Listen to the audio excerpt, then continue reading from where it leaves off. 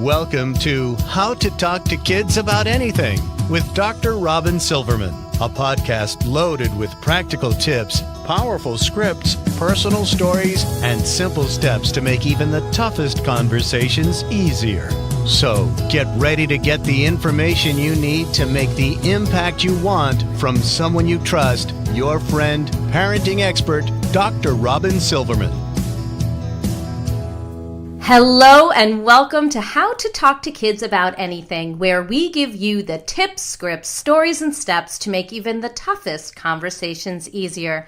I'm so thrilled to be your host, Dr. Robyn Silverman, child and teen development specialist, author and speaker, and most importantly, parent of two great kids who give me the opportunity to love, learn, and grow every single day, whether I want to or not. Believe me, I get it. It's really not always easy, but we're in this together. And thankfully, we have so many great people who can help us and give us the insight we need along the way. So have you ever wondered what is the secret of success? Is it intelligence? Is it talent, luck?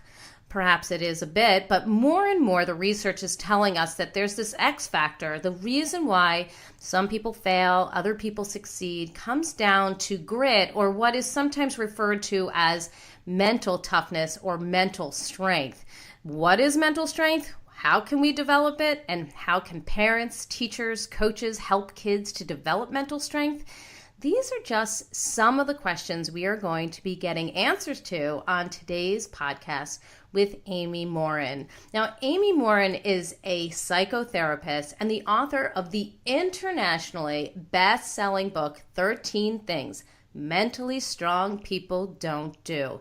Her next book, which we are also going to be interviewing her for in the coming months, called 13 Things Mentally Strong Parents Don't Do, that applies to us, goes on sale in September. So we're going to have her back on, and we will be talking to her in September. Her advice has been featured by major media outlets, including Oprah.com, Fox News, CNN, Time, and Business Insider.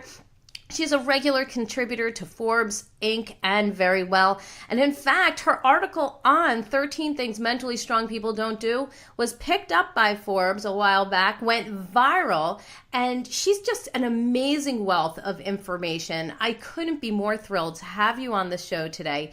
Thank you so much, Amy, for joining us on How to Talk to Kids About Anything. Thanks for having me.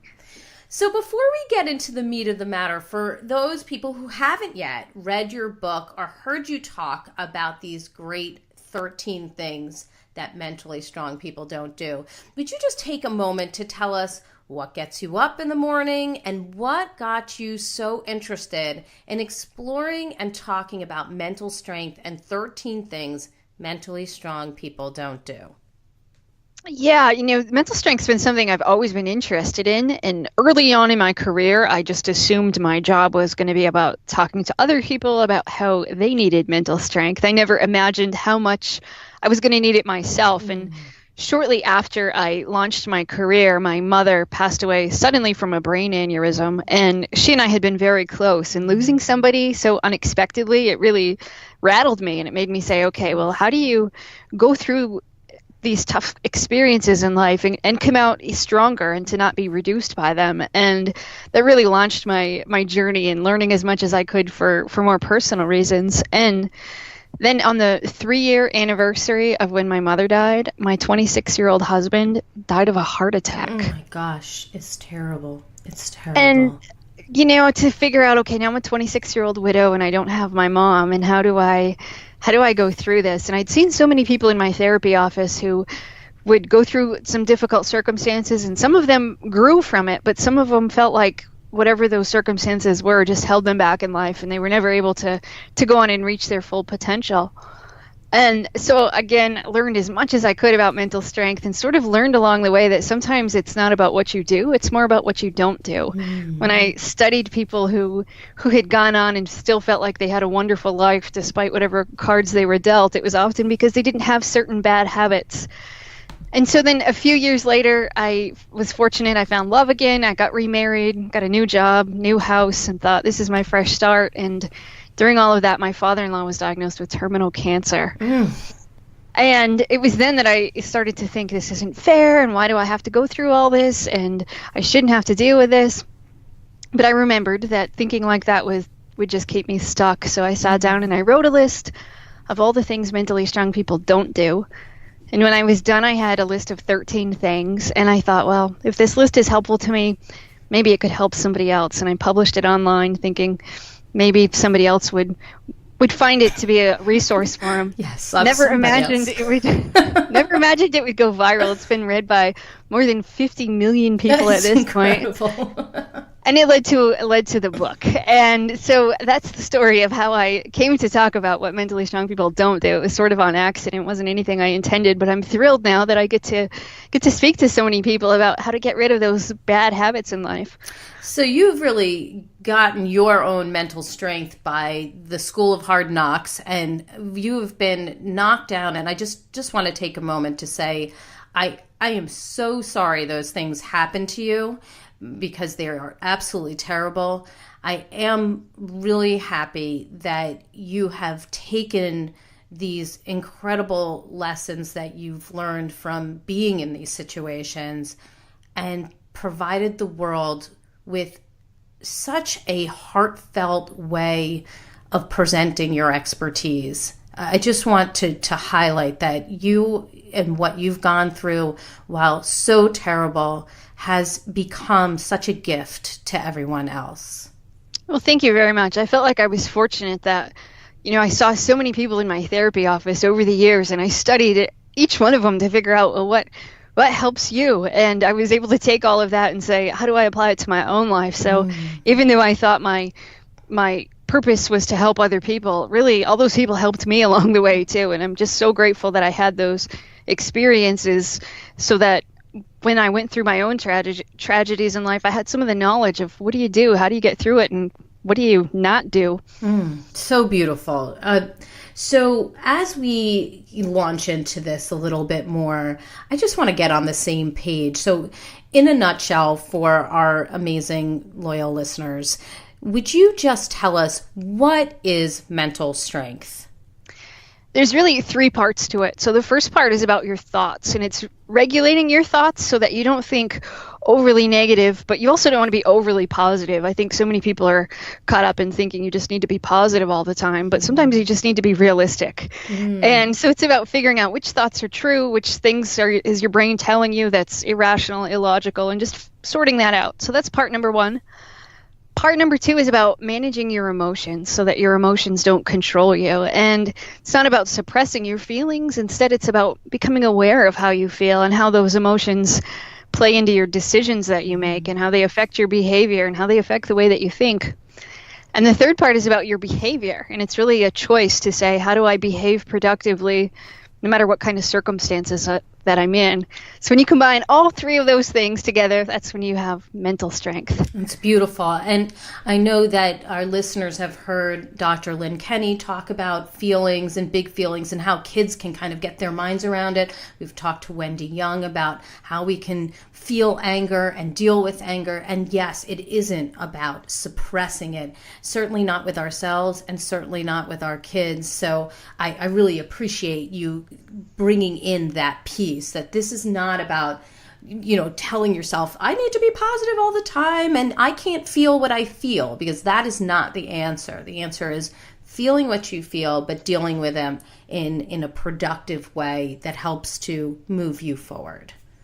Absolutely. All right. So is this mental strength idea something that you are born with? Is this temperament, or is this something that you can develop like a muscle?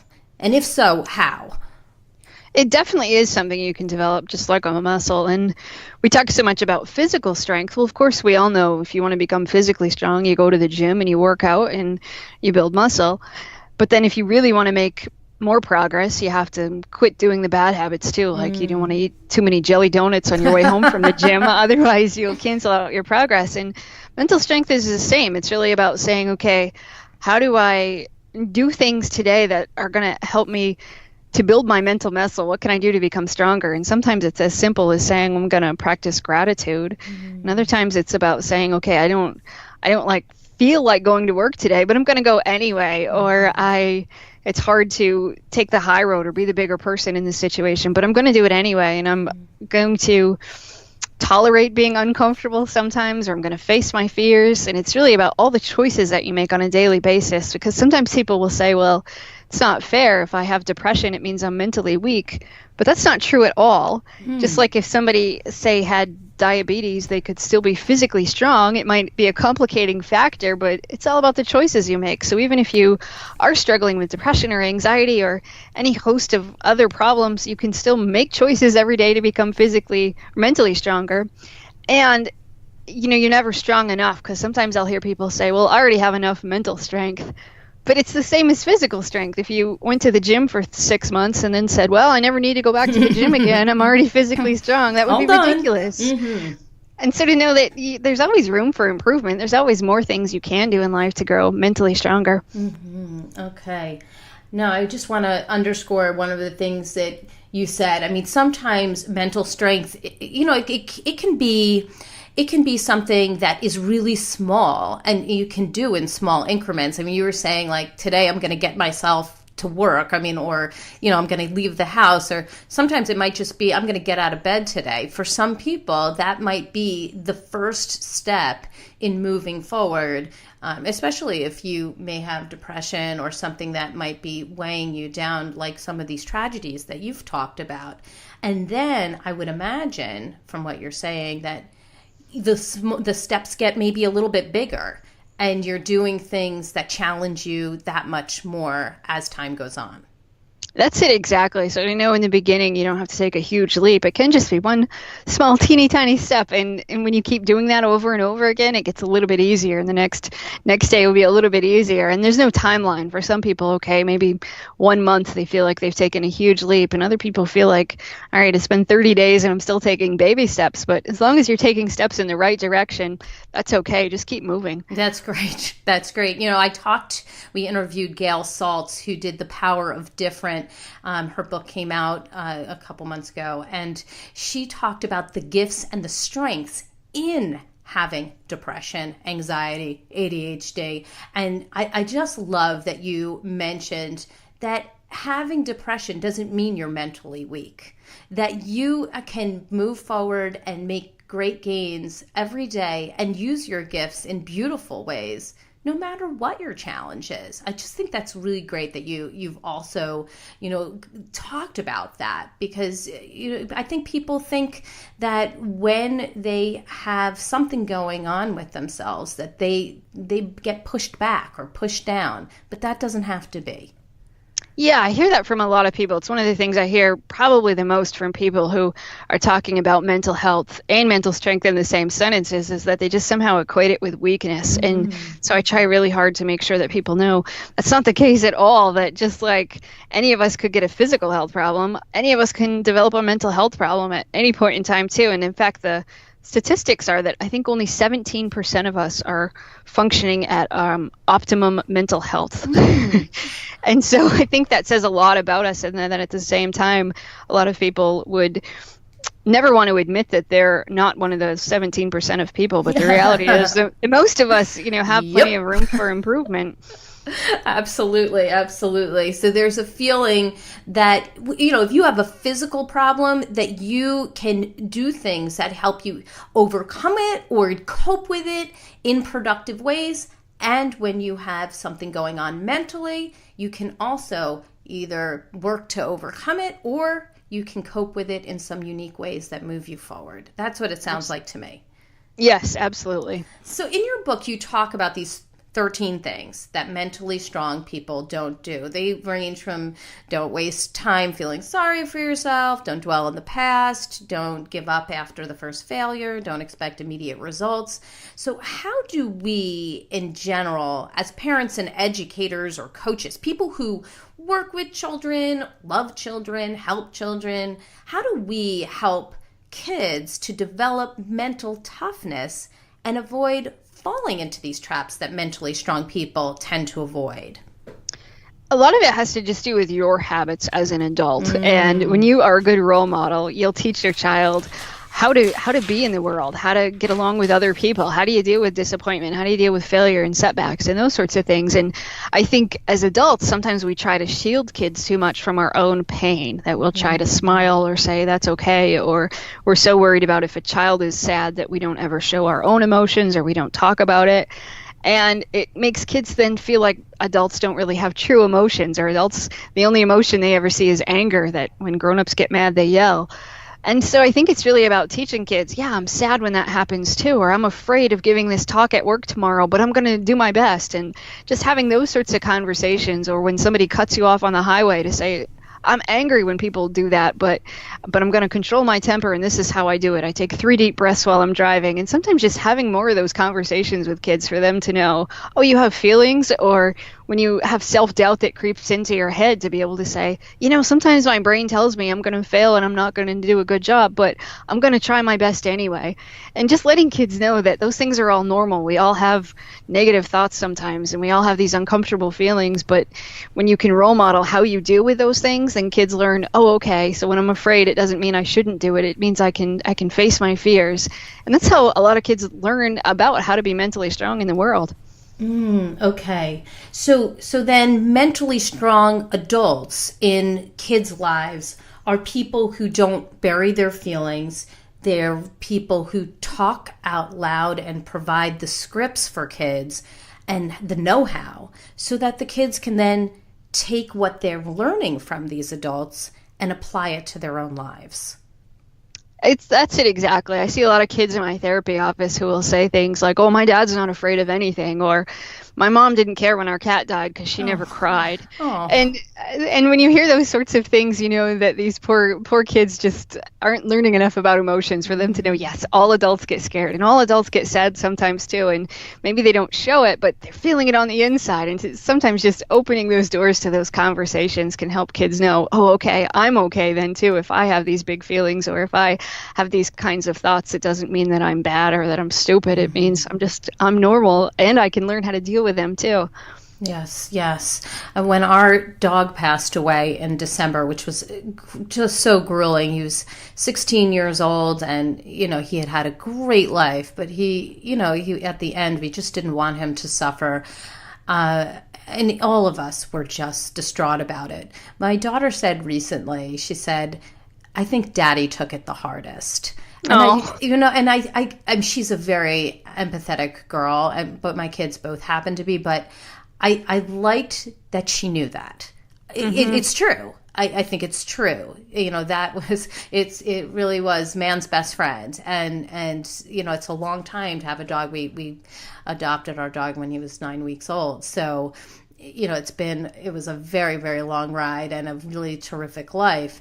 So I think it's good when, something sad or something bad happens, that our kids see us dealing with the emotions, talking it out. And sometimes it is a matter of talking out loud, not obviously getting caught up and swept up in, carrying on and going crazy about it, but making sure that our kids understand that we have deep feelings, and that we might cry, we might yell, we may get really quiet. And that's some of the ways that we deal with things.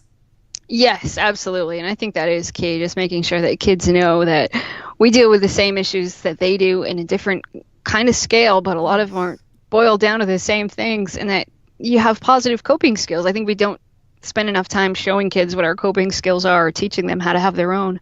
Yes, I think you're right. You're really hitting on some very important pieces of information for everyone. But I think what you're saying is really important, that we need our kids to know what's going on in our heads when it comes to these emotions, and how to deal with situations when they're tough, when they're challenging. And that means perhaps speaking out loud, admitting defeat, admitting failure, saying how you feel about them, and then our kids can learn from those. So you're so good about providing tangible ways to help people to become mentally tough. I mean, that's what your books have been about. It's what your articles have been about. And I would love for you to go through perhaps 3 of these habits on your don't-do list, and talk about the tips that can help our kids become mentally tough in that particular area, and maybe some scripts, because that's what we're asked about all the time. Like, how do I talk to my kids about it? So how about some scripts on maybe how to talk about this or how to start the conversation without falling down the rabbit hole? Would that work for you if we can go through maybe 3 of these? Sure, that sounds good. Okay, so how about we take the first one, which for your first one is don't waste time feeling sorry for yourself. So what are some tips that can help our kids become mentally tough in that particular area? I think it's important for parents to notice when their kids are feeling sorry for themselves. So if your child didn't make the baseball team and he starts saying, it's not fair, or the coaches just didn't pick me because the other kids are their favorites, or I'll never make any sort of sports team ever again in my whole life. But when they have these sort of exaggerated thoughts. Absolute. Right. And kids, and adults do that too, with this sort of like all or nothing kind of thinking, or this exaggeration, or when your child gets 2 questions wrong on his math test and he says, I've totally failed, to be able to step in and say, now, is that a true thought, or what we call in therapy a lot of times is a blue thought, when you have these exaggeratedly excessive self-blame, but to be able to say, is that a true thought, and what makes you think you'll never make a sports team, and what if you wanted to make the basketball team, what could you do instead? And this sort of Socratic questioning, where you can just sort of ask some questions to help your child figure out, well, is that real? Is it true that because you didn't make the 3rd grade basketball team that you're never going to make another team in your whole entire life, and there's absolutely nothing you can do about that? And sometimes just helping kids see things a little bit differently can get them out of that pity party, and to make sure that you don't reward them for feeling sorry for themselves. I see a lot of parents who will say, well, he's really upset because he didn't make the team, so I'm going to take him out for ice cream tonight. Oh. But to know that it's okay for your child to be sad, and it's okay to be disappointed, but what you don't want is, you just don't want him to exaggerate and extrapolate that this one thing is going to ruin his whole entire life, or he'll never be in the NBA, or whatever else it is. And another great way to combat self-pity is to use gratitude. And so if you make it a daily habit to go after the good by saying, hey, what's the best thing that happened to you at school today? And because I think so often it's easy for kids to just come home and tell you about the 3 horrible things that happened on the bus and at recess and during math class. But if you go after the good and you say, wow, those are some tough things, tell me about the best thing that happened in your day, you can turn the conversation around and encourage kids to start looking for the good things that happened to them at school too. Yeah, I love that. And actually, we, at the dinner table, we do something called roses and thorns. So what was your rose today, the best thing that happened, the best part of the day, and your thorn, so what was the worst part of your day? And it does bring out some really interesting parts of conversations. We actually have added in a little bit after talking to Michelle Borba on her book and on empathy. We talked about what are 2 kind things that you did today. So we are trying to bring to light some of the positive things that have happened. And I think it does do exactly what you say. It makes them start to look for things. This is something I want to report to my parents. This is some way that I've been kind. This is something that's great that happened. And instead of looking for the things that disappoint you, you start to look for the things that excite you and thrill you and make you feel really good inside. Yeah, and I think that's really important, because for kids, they just can develop this sort of negative lens where they just screen out all the good things that happen to them. But when you start to make it a habit to say, we're going to look for those good things, and even if you had a bad day, I bet you can think of at least 1 or 2 good things that happened to you. It can really then change their outlook so they don't declare every day horrible and awful. I'm wondering that under this same idea, this not wasting time feeling sorry for yourself, if there's an area where you as a parent or a coach or a teacher, that'd be so powerful from a coach.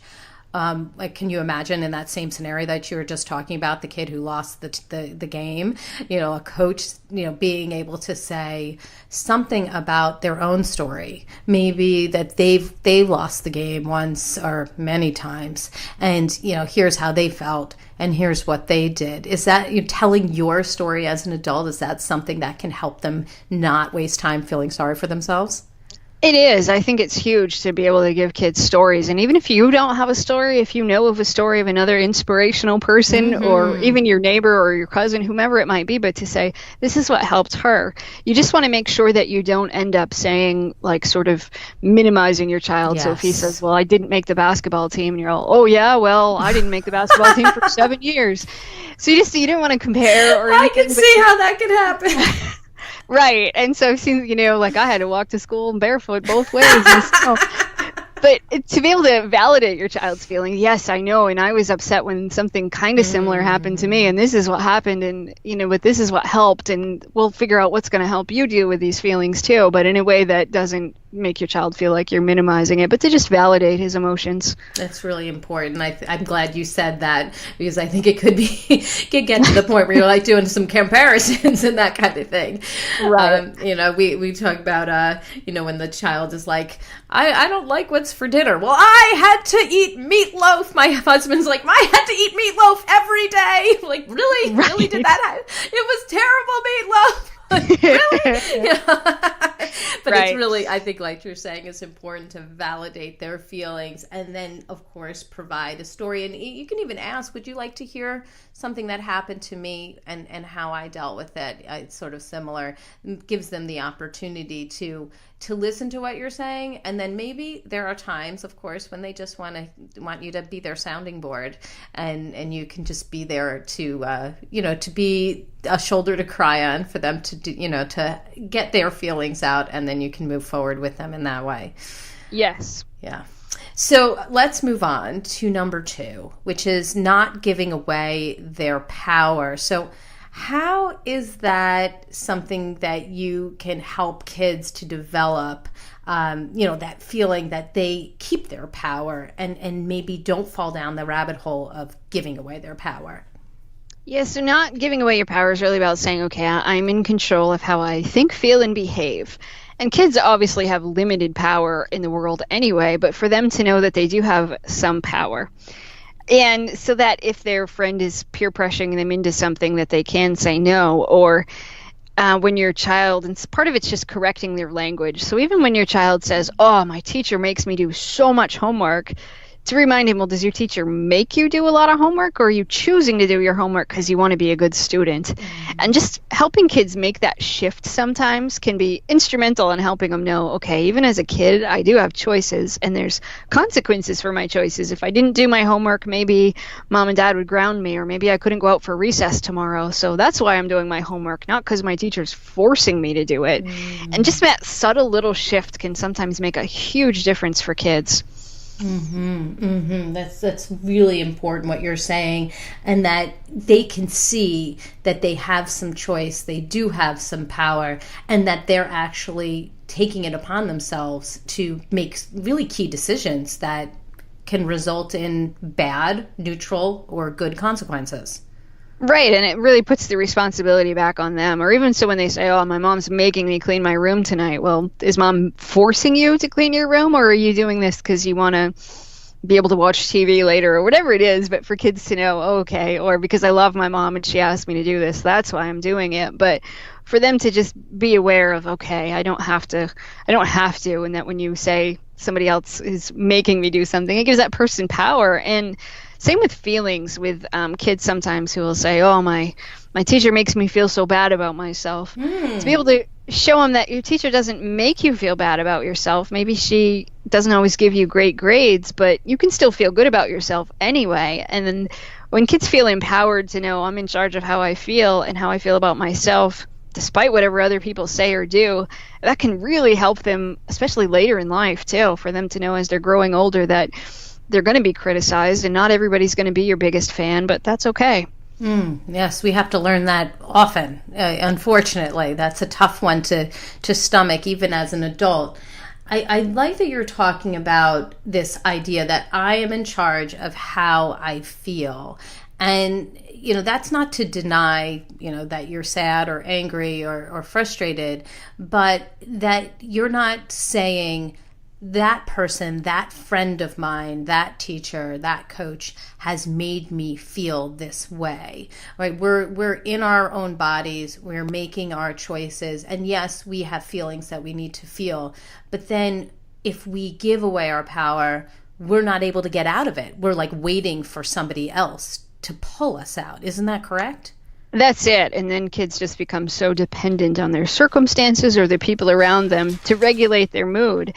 And when you can teach them, okay, you can still have a good day despite what's going on around you, it just gives them this new ability to say, okay, even when I find myself in tough situations, it's up to me to choose my attitude. So is this an area where affirmations might be helpful, where you can teach your child to say something like what you just said? Like if you're having a conversation and say, instead of saying to yourself, they're making me feel this way, I hate my day, this is a terrible day, this is the worst day ever, that we can shift it to, I can still have a good day despite what's happening, or whatever the affirmation might be. Yeah, I'm a fan of affirmations. I think sometimes when we give kids the script or help them create a little script for themselves, especially when they're struggling in one particular area. So if they say, my teacher makes me feel stupid because I can't do math, well, what could you say to yourself? What's one thing that you can remind yourself tomorrow during math class about being smart? And if you can just come up with a little script and even write it down, and you could put it on a note card, and if your child has a folder, he could keep it in his folder to look at or to read to himself, just to help him say, okay, when I'm having a bad day, what's something I can tell myself when my brain's trying to tell me something completely different? And when you can teach your child that, he's in charge of figuring out some of the things that go through his head, and he can choose to think differently, and even when his brain is beating him up or calling himself names, that kind of a thing, as a result of what's going on around him, he can change that script and kind of talk back to that voice. And when you give him some affirmations, that gives him some of the tools to be able to do that. Yes, I love when we can give that a name. When you name that voice. Is that, some people call it their gremlin, but I also will say, whose voice is that? Is that, that boy in 5th grade that told you this? Is that the same person? Is it, when I'm talking to adults, I'll say, was that your mother-in-law that said that to you? Was that your mom? Was that your dad? Whose voice is inside your head telling you that you're not good enough in these ways? Because then when you can name it, it kind of becomes a little bit more separate from yourself, right? It's not like your voice, it's somebody else's. Right. And then when you get that little bit of distance, I think it's easier then to move forward in a much more productive manner. Yes. You can be like, I hear you, David. Stop talking to my ear. That's not how I feel. So, okay. And I like that idea. And then I also feel like you're hitting on something that so many teachers and coaches can do as well, not just parents, is say, that child who's having a mental block, or, I feel like I can't do this, that they can help come in as a teacher or a coach or a mentor, a leader, and say, let's change that language. Let's help you to approach this back handspring in a different way, or let's help you approach this math problem in a different way. What can you say to yourself? That I feel like that's global. That's something that anybody can use. Yeah, and it's wonderful when you get parents and, say, teachers and coaches, and they're all kind of on the same page, and they use some of the same language to talk to kids, and then kids will automatically recognize, oh, okay. And it really just reinforces to them, okay, I'm in control of how I think, and what's a different conversation I can have with myself, and that can be incredibly empowering for kids to be able to do that. I agree with you. I think that does give them their power, and that says, I can do this. And then when nobody else is around, that's something that they can access. That scripting is something they can access when they're in a challenging situation and they have no coach or teacher or parent standing by.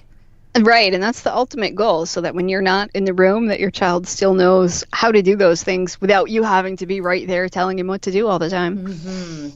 So let's move on to number 8. I'm just going to be arbitrary here. Number 8, not making the same mistake over and over again. I'm very big on this idea of mistakes. It's okay to make mistakes, but let's not make them over and over again. So tell us about tips that are going to help our kids become mentally tough in that area, and then scripts we can use to help discuss this with them.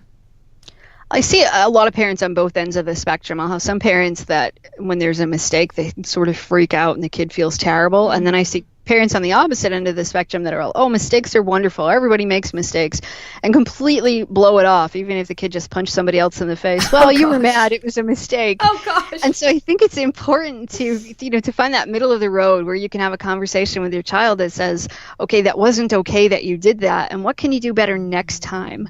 And to help your child know that he can make a better choice in the future. But quite often, parents, I think, want to inflict suffering on kids, so they punish them. And that's really the difference between punishment and discipline, is whether you're teaching your child to do better next time or you're sort of inflicting punishment for something that already happened. But when you can make your discipline, you can give your kid consequences that will help him to make a better choice. So rather than shaming your child or giving him a 2-hour lecture, to make sure that you're teaching, how do you make a better choice next time? And so if your child hits his brother instead of hitting him, to say, okay, when you're angry, what are your other options? What can you do next time? And you still send him to his room or take away his electronics for the day or whatever it is that you want to give him for a consequence. But also make sure that he has some tools to manage his anger or to resolve conflict, rather than just getting angry that he makes the mistake. But if you want him to learn from it, you have to figure out what life lessons do I want him to learn, and how do I make sure he has those tools? And so it's really an exercise for parents to examine that. Or why is he not? I've been teaching him tools, but he doesn't access them when he needs them. So what can I do to make sure that he feels like he has these reminders the next time he gets mad? And it's really about correcting your child's behavior, but not the emotion. I think sometimes parents get those mixed up, so they'll end up getting angry at a child because the child was angry. Well, make sure you send the message, it's okay to feel angry, but it's not okay to hit your brother. So the next time you're angry, what can you do? And maybe problem solve. You can take 3 deep breaths. You could walk to your room. You could ask mom for help. You could go for a walk outside, whatever it might be, but to really problem solve with your child. What are some things you can do when you're upset that won't get you in trouble? And even write down a list and hang it on his wall if you have to, but to make sure that he has the tools that he needs and he knows how to access them, and at the very least that he knows it's okay to ask for help before he gets in trouble. It's genius, the idea of making a list, because sometimes kids need those reminders, and they can then say, oh, here are some things that I can do. Here are some things that I discussed with mom or dad who have helped me to come up with better choices in this circumstance. It can be challenging, but if you can catch them before they go into the abyss, which is, that crazy tantrum of anger where they're not, you can't talk to them because right, the amygdala has shut down the gate, then you can help them to access those different ideas. Yeah, and for younger kids, I think if they can't read a list or it's not going to be helpful, make a calm down box. And you can say, go to your box, maybe have Play-Doh in there, or you have something that smells good, or whatever it might be, and get your child involved in helping you figure out what could go in the box.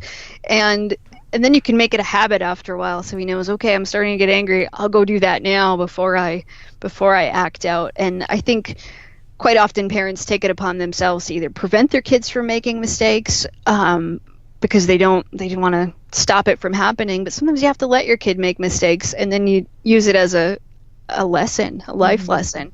But I also think then sometimes parents take responsibility. So when their child's upset and he's having a tantrum, they try to calm him down rather than teaching him how to calm himself down. And it's really about making sure that whatever it is you're doing in those day-to-day moments, that you just turn it into some sort of a teachable moment. What can you be teaching your child right now? What kind of life skills can you provide so that down the road he'll be better and he'll make better choices next time? Amy, these are incredibly important skills that you're talking about. If people want more of these types of calm down box ideas and how to calm down when the child is really angry, you can listen to Wendy Young, who did the whole thing on anger, or Lynn Kenny, who talked about how can we help the kids deal with those really big emotions and move this. We talked about moving the starting point, which is, I feel like, what we're talking about here. How can we talk to these kids and teach them and go over what just happened when they, finally calm down? How can we get better tools? How can we better deal with our emotions when they start to mount and get big and go up anger mountain, as she calls it? because then we can move the starting point. The next time they're better equipped, right? They have better tools than they did the first time. So I think, I love what you're saying. And I also just want to underscore one of the things you said, that you're providing them with consequences. You're not shaming them. It's so genius, because sometimes it gets a little muddled right there.